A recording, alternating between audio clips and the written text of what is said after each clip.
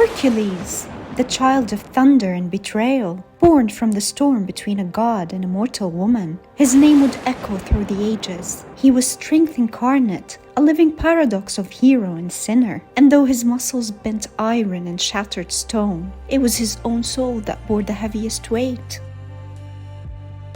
His name was Heracles, glory of Hera, but the name was bitter irony, because Hera the goddess, his father's wife, hated him before he could even speak. He was born from deception. Zeus, king of the gods, disguised himself as Alcmene's husband. She bore him a child, half mortal, half divine, a boy destined for greatness, but cursed with Hera's wrath. From the start, she tried to kill him. As an infant, 2 serpents were sent to his cradle. He strangled them both with his bare hands. Before he could walk, he had already fought to survive.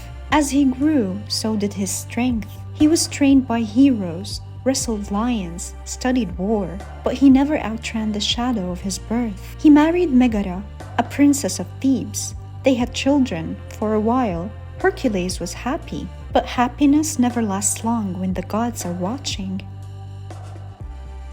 Hera struck not with blades, but madness. A divine fog slipped into his mind, and Hercules, in a trance of confusion and rage, slaughtered his wife and children with his own hands. When the madness faded, he stood in the ruins of his home, covered in blood, his children lifeless at his feet. The strongest man alive had become his own worst monster. He begged for death, but death was not the answer. He went to the oracle of Delphi, seeking a way to atone. The Pythia, high priestess of the temple of Apollo at Delphi, gave him a path. Serve your cousin Eurystheus, king of Terrans. Complete the tasks he gives you. Only then will your soul be clean. Eurystheus was a coward and Hera's pawn. He hated Hercules and gave him not tasks, but punishments. 10 impossible labors, each one designed to destroy him, but they would do the opposite.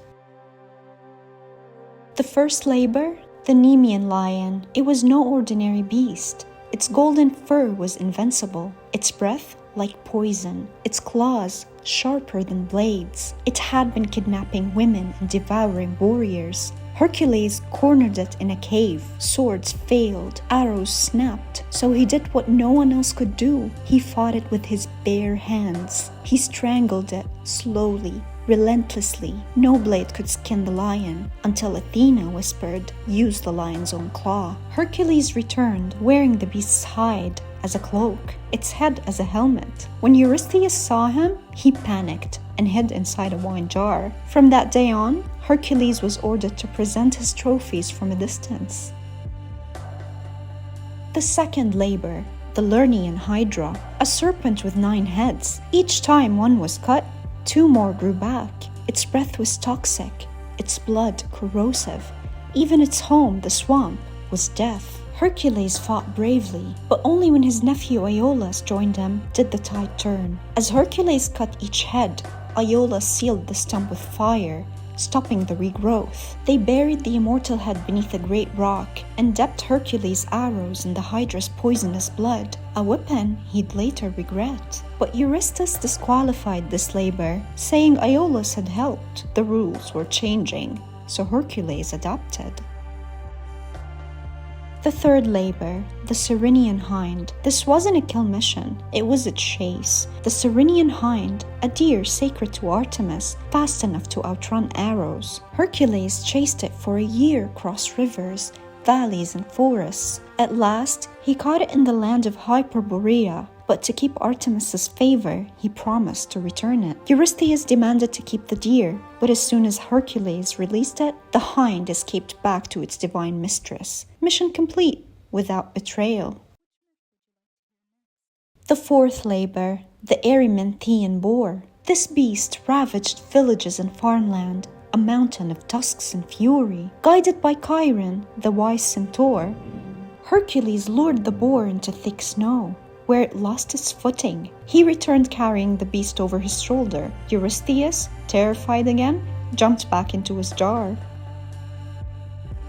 The fifth labor, the Augean stables, attest not of strength but cleverness. The stables of King Augeas hadn't been cleaned in 30 years. They housed divine cattle, thousands of them. Hercules promised to clean them in one day in exchange for a tenth of the herd. Augeas laughed. Hercules dug trenches and rerouted 2 rivers, washing the filth away in minutes. But when Augeas refused to pay, Eurystheus disqualified the labor. Again, too clever, too successful. Still, the deed was done, and the world cleaner for it. Labor 6. The Stymphalian birds, man-eating birds with metallic feathers. They lived in swamps no man could cross. With Athena's bronze rattle, Hercules startled them into flight and shot them down mid-air. Labor 7. The Cretan bull, a gift from Poseidon, turned mad. It burned fields and trampled men. Hercules subdued it with brute force, hands locked around its throat. Labor 8. The mares of Diomedes. These horses didn't eat hay. They ate men. Their master, Diomedes, fed guests to them. Hercules reversed the menu. Once the king was gone, the mares calmed. He chained their mouths and delivered them.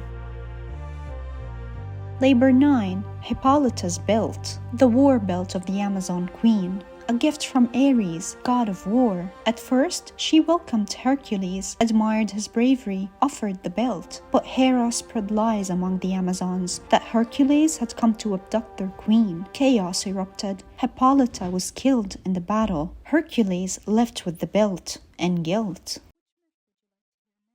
Labor 10. The cattle of Geryon, a giant with 3 bodies, 3 minds, 3 swords. Hercules crossed the scorching Libyan desert, and in his fury, shot an arrow at the sun. Helios, amused, gave him his golden chariot. He reached the island of Erythea, defeated Geryon, his herdsman, and a 2-headed dog, then led the red cattle back to Greece. The 11th labor, the golden apples. Because 2 labors were disqualified, Eurystheus demanded a new one. The apples of the Hesperides, golden, divine, guarded by a dragon and nymphs. Even their location was a mystery. Hercules captured the sea god Nereus, who shifted shapes to escape, but Hercules held firm until he gave up the garden's secret. There, Hercules met Atlas, the Titan holding up the sky. Hercules offered to carry the heavens if Atlas would fetch the apples. Atlas returned, but tried to leave Hercules with the burden forever. The hero pretended to agree, then tricked the Titan into taking it back. With the apples in hand, he walked away smiling.